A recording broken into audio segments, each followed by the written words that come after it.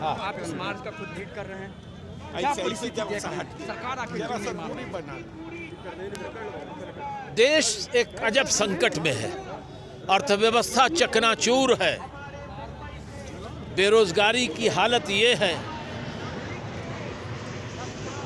सामान के दाम ऐसे बढ़ गए हैं, 60 रुपए किलो आटा बिक रहा है, किसान परेशान है। पिछले 6 वर्षों के अंदर हर रबी और खरीफ में 20% खाद के, बीज के, कीटनाशक के दाम बढ़ गए, 75 रुपए लीटर डीजल हो गया, दुनिया में कच्चे तेल के दाम गिर गए, किसानों को लूट लिया देश की सरकार की नीतियों ने। प्रधानमंत्री जी कहते थे 2014 को मैं प्रधानमंत्री बना तो स्वामीनाथन कमीशन की रिपोर्ट लागू कर देंगे।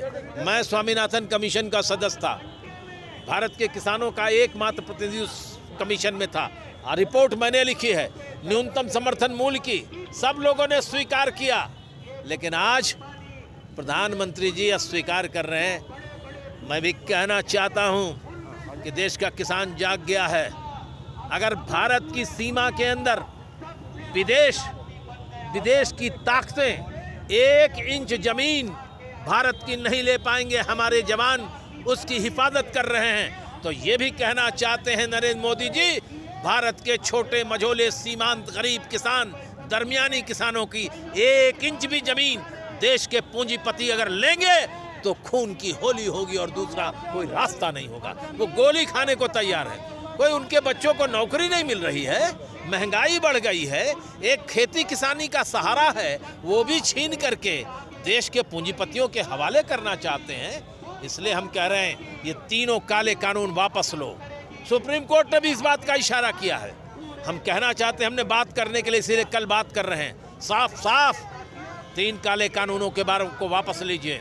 न्यूनतम समर्थन मूल्य पर किसानों के सारे उत्पाद को खरीदिए और उसकी कानूनी गारंटी कीजिए, और किसानों पर जितने अगर लाखों लाख करोड़ देश के पूंजीपतियों का पैसा आप माफ कर सकते हैं कर्ज को।